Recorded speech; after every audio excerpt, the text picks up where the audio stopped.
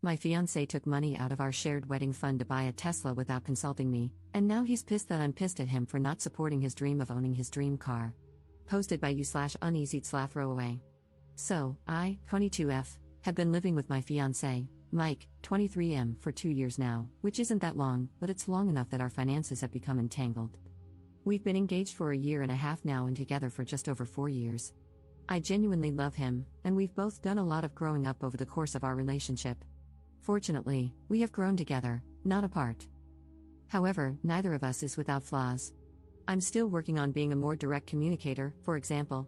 Anyway, the reason for this post: we pool our money into one big family pool and have since we got engaged. I'm better than he is at planning for things and setting up goals, so while we discuss everything and talk as equals and partners, the bulk of the responsibility for research and number crunching falls on me, which I am okay with. We're partners, and we each have our own strengths that we bring into the relationship. The budget is laid out as follows: emergency savings, retirement savings, future housing savings, wedding/honeymoon savings, current housing costs, includes all bills and average food costs, date fund, pet fund, health and fitness fund, transportation/auto costs, and then 2 separate funds for each of us to do with as we wish. I also ended up with a rather sizable inheritance, which he does not have access to. The inheritance is for the future, and I'm working on growing it. It's tied up in investments and not something that we're factoring into plans for our near future. When budgeting, I pretend that it doesn't even exist. I know for a fact that he burns through his fund quickly. He always buys the latest release AAA game, shells out for several MMO subscriptions, and spends the rest in in-game cash shops. I am 100% fine with this. This is not the issue here. The issue is that $1,000 recently went missing from our wedding fund. We're not planning a big wedding, and the wedding will, when all is said and done, cost around $2,000 itself. I was hoping to have another $500 for the honeymoon. By the way, because I'd rather save for a nicer house, I agreed to no engagement ring and just basic $100 wedding bands. I'm the furthest thing from a bridezilla. That's a lot of money to just go missing, especially since we're both still students working somewhat crappy student jobs.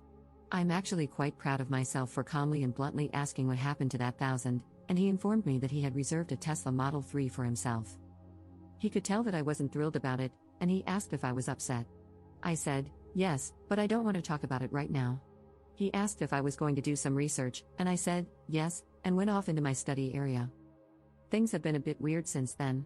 He's angry with me because he doesn't feel like I'm supporting him, and he says I must not want him to have nice things, like his dream car. Now, I've already secured my first job out of college. On just my salary alone, we would be able to afford the Model 3, but I have strong feelings against living at your means right out of college.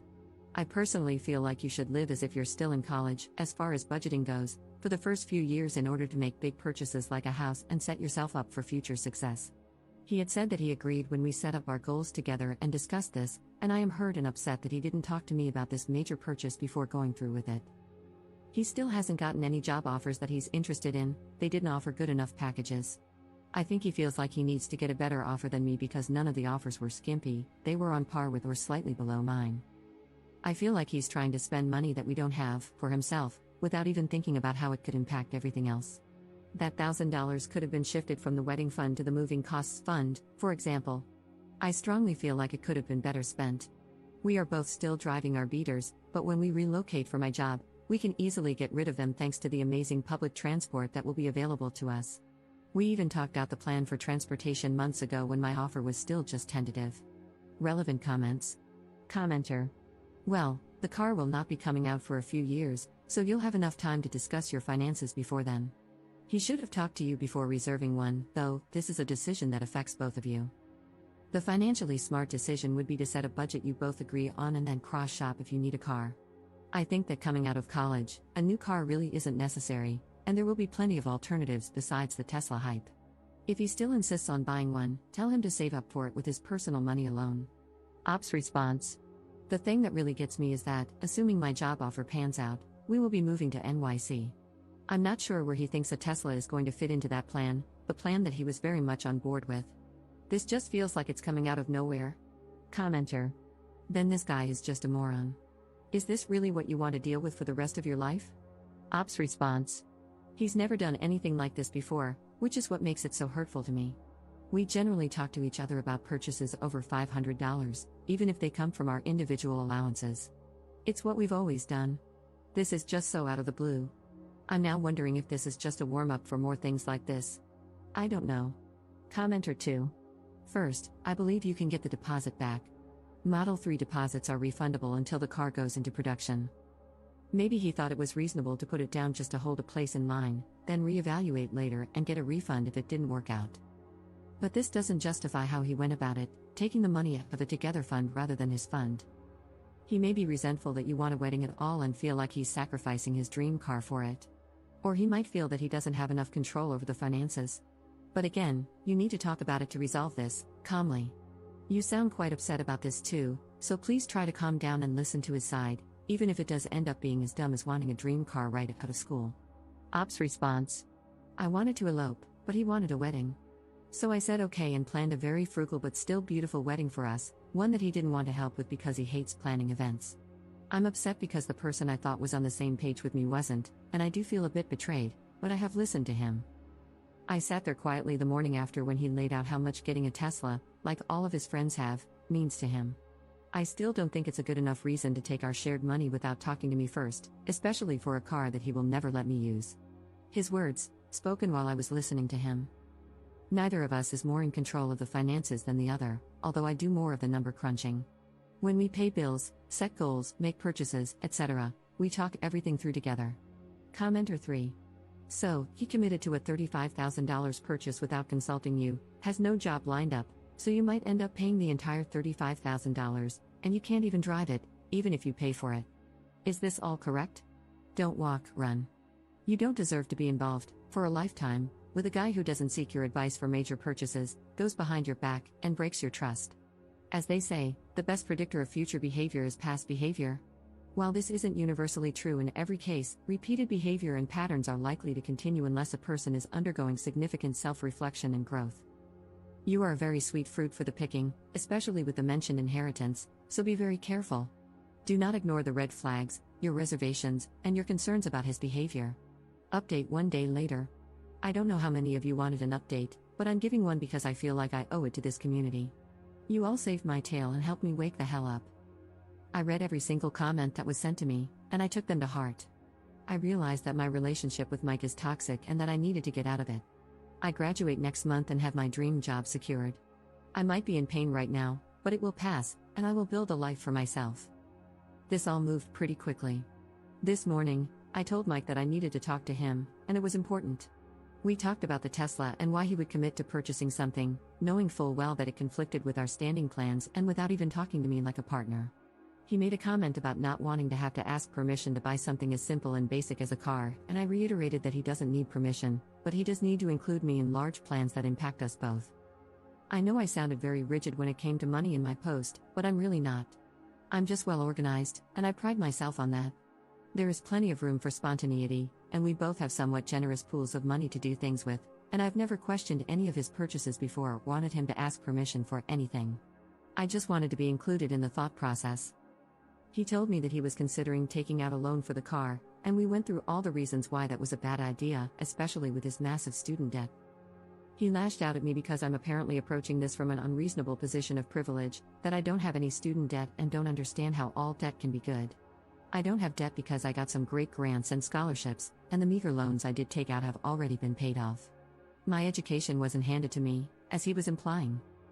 I became emotional during our talk, and I told him that I had to call the wedding off and that I would be moving out because this is an irreconcilable difference. I can't be with someone who doesn't share the same goals that I do, or at the very least, have respect for me as a person. He didn't seem to care and went back to his computer to play one of his games. That was several hours ago, and I've been busy sorting things out. We rent from his dad, and I was never on the lease, so I don't have a landlord to work anything out with since it was all under the table anyway. I still alerted his dad that I'm moving out, and he surprisingly wished me well and told me that he knows I'll be a success someday and he's just glad that he'll be able to say he knew me when. That hit me so hard. I'm finding that I'm more upset about losing his family than I am about losing him, at least right now. My parents are both gone, and his family stepped up majorly and made me feel like I still had a family. Anyway, untangling assets has been very easy since we maintained separate accounts. I just deposited money into his for his spending account, and we're only legitimately joined on the wedding account. I'll get that closed down this week. I'm writing off the $1,000 as a loss and will let him deal with the Tesla mess on his own. Who knows, maybe he will sort everything out, but I didn't want to go along for that ride. I'm writing this from my best friend's place. She's insisting that I stay here with her until I have to leave, and I am so thankful for that. I had never told her everything that was going on with us, and she was horrified that he'd done any of what he did, really. She offered to round up her brothers and cousins and go give him a talking to, which made me laugh. She's sweet, and she's helping me cope with my feelings about everything that happened. I'm feeling sad and down, but I'm also already feeling relieved. Most of my things are already out of the apartment and in my friend's garage. I'll be getting a storage unit this week as well, but she's telling me there's no rush. Gah, sorry for all the rambling. Anyway, thank you all for helping me see the things I didn't want to see, or couldn't see, because everything had just been so normalized. I'm now apartment hunting, so I won't even be restricted in terms of what kind of place I'm looking for, so that's another bright point. I'm a weird mixture of sad, angry, relieved, and excited right now. Thanks, Reddit. Relevant comments. Commenter. Do you care that he didn't care at all that you left? Ops response. I do, but I think I'm still a bit in shock over everything, to be honest. I needed to get out ASAP once everything really hit me. Holy crap, that was toxic. However, I don't think the reality of the breakup itself has hit me yet.